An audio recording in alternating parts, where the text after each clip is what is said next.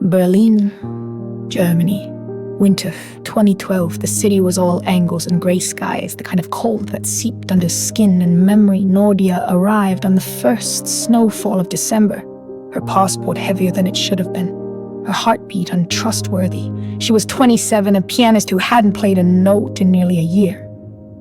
Not since the diagnosis. Not since the episodes became dangerous. Schizoaffective disorder. The words felt clinical, like something that didn't belong to her, but the hallucinations did, the fog, the slipping sense of time. She'd walked off a stage mid-concert in Vienna and hadn't touched a piano since. Her doctor said she needed distance. Berlin was as far from her former self as she could go. She found a flat in Kreuzberg. The walls thin and the radiators wheezing, the silence suited her. She kept to herself, walked the snow-covered canals with gloves she never took off. She counted steps, counted days, tried not to disappear entirely. Then there was Elias. He lived 2 floors below her. She heard him before she saw him, cello strings drifting up through the vents at odd hours. There was something raw in his playing, something unpolished and alive. When she finally met him in the shared stairwell, he looked like he hadn't slept in days. His eyes were dark, not from shadow, but from depth. He was soft-spoken, polite, but twitchy. They exchanged names, accents, a shared awkwardness. Over time, they shared more coffee, cigarettes, secrets. Elias was a composer, or had been. He confessed it during one of their long walks when the streets were empty and the city held its breath. He had obsessive-compulsive disorder. Not the kind people joked about, the real kind. The tormenting rituals, the intrusive thoughts, the spirals that stole hours. Sometimes I write music to drown the thoughts out, he said. Sometimes it works. They were magnetized, not by romance, but recognition. The way she flinched at sudden sounds, the way he repeated words under his breath when no one was looking. They understood each other in the pauses. She played for him once. Just once, in her apartment, late at night. A broken melody with trembling hands. When she finished, she couldn't breathe, couldn't speak. He simply whispered, "You're still in there. I can hear you." It wasn't love yet. It was something more fragile. But then came the spiral. One night, Elias knocked at her door, eyes wide, hands bleeding from washing them too many times. "I can't stop the thoughts," he whispered. "They're louder than the music." She held him until morning, afraid to blink. Days later, she stopped showing up. She didn't answer her door, didn't leave her flat. The voices were back, the static. She wrote notes to herself and forgot she'd written them. She played the same chord for 6 hours, unsure if time was still real. When she finally opened her door, Elias was waiting, curled on the hallway floor, cello case beside him. "I'm not okay," she said. "Neither am I," he replied. "But maybe we don't have to be alone in it." That was the beginning. They didn't fix each other, but they made space for the mess. She set alarms for his rituals. He held her when reality slipped. They made music together, unfinished and raw. Some nights it was beautiful. Other nights it was just sound and breath and staying alive. Now, years later, they live in a small flat above a bookstore. She teaches music to kids with shaking hands. He writes film scores with pauses written in for panic. They still spiral, still vanish, but always come back. 'Cause real love isn't built in perfect minds. It's built in the quiet after breakdowns, in the breathless in between, where 2 people choose to stay, no matter how loud the silence becomes. Detroit, Michigan, autumn 2011. The leaves came late that year, stubborn to change, clinging to their branches, like people afraid of letting go. May had just moved into the upstairs unit of a decaying duplex in Corktown. 32, recovering from a major breakdown, 3 weeks out of inpatient care, the lithium still made her feel like she was walking underwater. She hadn't told anyone where she'd gone. The life she'd built before, the career, the engagement, the polished version of herself crumbled too quickly, bipolar. I wasn't something she could patch over anymore. She needed stillness, or at least space to fall apart without applause. She met Ash on a Tuesday in the laundry room they both hated. He was crouched on the floor, fixing a dryer with duct tape and curses, sleeves rolled up, grease on his knuckles. He looked up, caught her staring, and smiled. It was the kind of smile that came from someone who had known darkness and learned how to carry it. He offered her a coffee the next morning. She said yes, mostly out of exhaustion. They sat on the porch in silence for 20 minutes. She didn't talk. He didn't need her to. Ash was 29 and ran night shifts at a 24-hour mechanic shop. He told her eventually that he had complex PTSD. Childhood trauma, war trauma, all woven together like barbed wire. He slept 3 hours at a time on a couch that creaked louder than he did. The sound of fireworks sent him to the floor. He never called it weakness, just the price of still being here. They were a mess, he with his flashbacks and scars, her with her manic highs and depressive caves, but slowly a pattern emerged. She'd find notes on her door, food on the porch, eat today.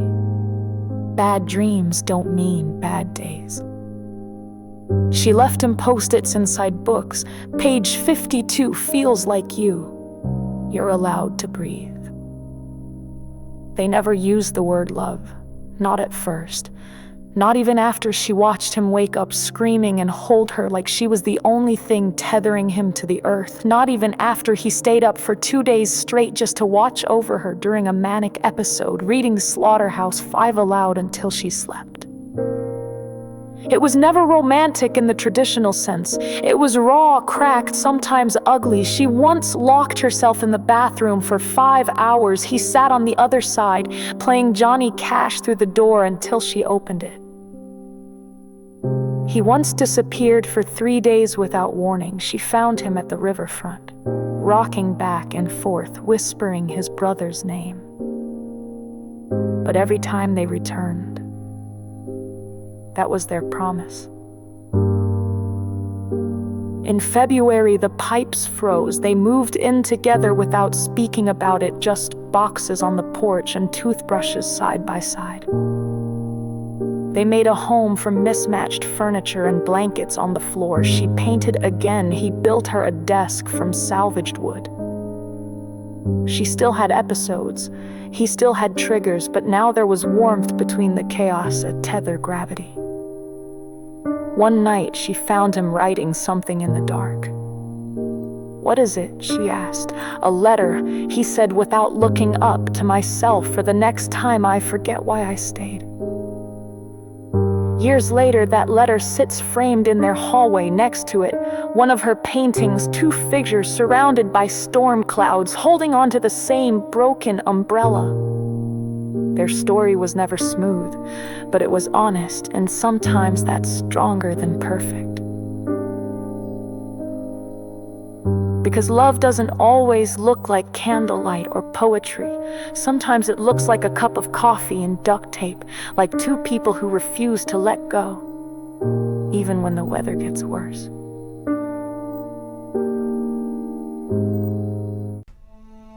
Seattle, Washington, 2010. The rain was constant that February, a soft drum beat against the glass that made everything feel suspended in time. Maren had just been discharged from a psychiatric facility after a particularly violent depressive episode. Her second in 3 years, she had come back to the city not out of choice but necessity to live with her older sister until she could stay upright again. The world outside felt too fast, too bright. She avoided eye contact, wrote down her feelings instead of speaking them, and carried her prescription bottle like armor. She didn't know if she was ready to try again. She didn't even know what trying looked like anymore. Then there was Jonah. He was the cook at the corner cafe where she took refuge every morning, ordering the same chamomile tea and staring blankly at her notebook. He had a crooked smile and burn marks on his arms, and he whistled jazz standards while flipping pancakes. The first time he spoke to her, it wasn't small talk. "You look like you're trying not to disappear." She blinked. "I'm doing okay." "You say that like it's a warning." That was Jonah. No filter, no fear. He was different, not careless, but raw, alive in a way Maren hadn't been in years. She began sitting closer to the counter. He started remembering how she liked her tea. Slowly, through rainy afternoons and passing glances, they began to trade pieces of themselves. Jonah told her he had borderline personality disorder. He said it casually, like he was naming a street he lived on. "I feel everything too much, all at once," he explained. "Love, pain, joy, it's loud in here." He tapped his chest. "Always." Maren didn't flinch. She told him about her depression, her suicide attempt, the days she went silent, even to herself, and instead of pity, he said, "It's a miracle you're still here." They fell for each other in a way neither could control. Wild, messy, beautiful. She brought him books that smelled like old libraries. He took her to rooftops where the sky looked bigger than her thoughts. They didn't talk about the future. They just held hands in the now. But the fire came anyway. Jonah's moods could shift like wind, ecstatic 1 hour, weeping the next. He would cling to her like she was the only light in the room, then push her away when he felt unworthy. Maren tried to stay grounded, but the weight of holding both their storms was too much. She relapsed one morning. She couldn't get out of bed. She didn't call him, didn't respond to the notes he slid under her door. Days passed. When she finally opened it, he was sitting on the hallway floor, tear-stained, shaking. He looked up at her with the kind of devastation only someone who truly feels everything can carry. "I thought I broke you," he whispered. "You didn't," she said. "You just reminded me I wasn't unbreakable."